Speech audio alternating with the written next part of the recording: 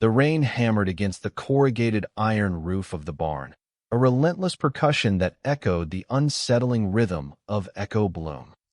I'd inherited the farm from my grandfather, a man who rarely spoke about his past. He'd always warned me about the well on the property, a local legend whispered to hold a sorrowful spirit. The gramophone hadn't been touched in almost a century, yet it sat humming with a strange energy, its brass horn gleaming under the flickering porch light. As I adjusted the volume, an impulse I immediately regretted, the music intensified, and for a split second, I felt a cold breath on my neck. It wasn't menacing, just curious. The air in the parlor thickened, almost viscous, and the scent of wildflowers, a fragrance completely absent from the decaying farmhouse, drifted through the room. Stock_keyword, rusty metal, old gramophone, rainstorm, porch light. Over the next 24 hours, the whispers evolved from a subtle background drone to distinct vocalizations woven directly into echo bloom. They weren't malevolent, but intensely mournful, a chorus of female voices repeating fragments of lyrics I couldn't decipher. The images grew clearer, women in Edwardian dresses swirling around a moss-covered stone well in the farm center. I started experiencing vivid dreams, scenes from their lives unfolding before me, filled with joyous dances and heartbreaking farewells.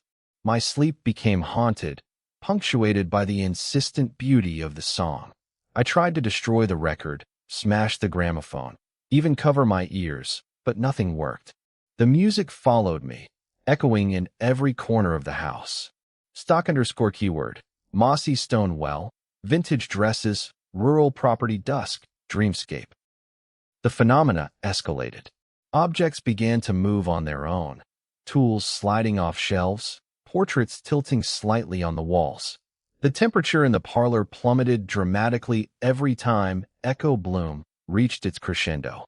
I found small, hand-stitched handkerchiefs scattered throughout the house, each embroidered with a single, stylized flower, the same flowers that bloomed near the well.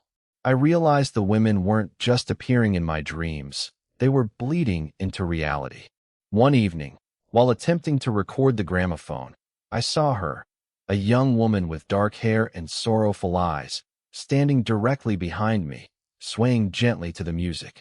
She didn't speak, but her gaze held an unbearable sadness. Stock_keyword, hand-stitched handkerchiefs, antique portrait, rural property interior, spectral figure.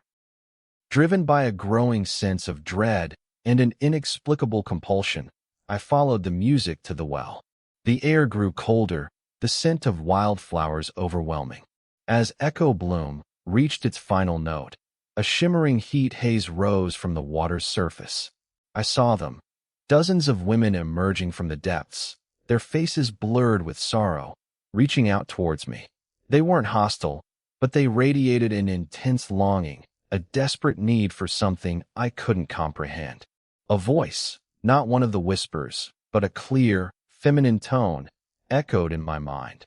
Join us. Remember, Stock_keyword, mossy stone well, spectral figures, heat haze, rural property center. Suddenly, I understood. The women weren't trapped by the well, they created it.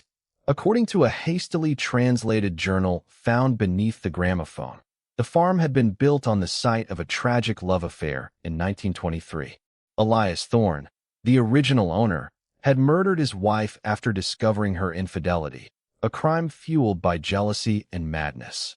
The well was their final resting place, and Echo Bloom was a recording he'd made of her favorite song, a constant, mournful reminder of his sin. The women were echoes of her soul, trapped in an endless loop of grief. Stock_keyword, love affair journal, rural property history, hidden compartment, vintage musical score. As I grasped the horrifying truth, the women intensified their reach. They pulled me towards the well, their spectral hands grasping for my own. The gramophone began to spin faster and faster, the music escalating into a cacophony of sorrowful voices. I realized that I was becoming part of their cycle, an unwitting participant in their eternal torment. I desperately tried to resist, but it was futile. Just as I was about to be pulled into the well, I instinctively reached for my phone and began recording. Stock_keyword. Vintage gramophone record player, spectral figures, Stonewell Water, Rural Property Center. I continued to record as the women consumed me, their voices merging with echo bloom. Then, as abruptly as it began, everything stopped. The music ceased, the spectral figures vanished, and I collapsed beside the well, unharmed but utterly drained. I checked my phone. A single, hauntingly beautiful recording filled the screen. But this wasn't just an audio file. It was a living echo of their sorrow, constantly looping, endlessly repeating, and showing something new each time it played. Stock_keyword. Phone recording, spectral figures playback, Mossy Stone Well, Rural Property Center. I uploaded the recording to Nightfall Tales. As the views climbed, I noticed something disturbing.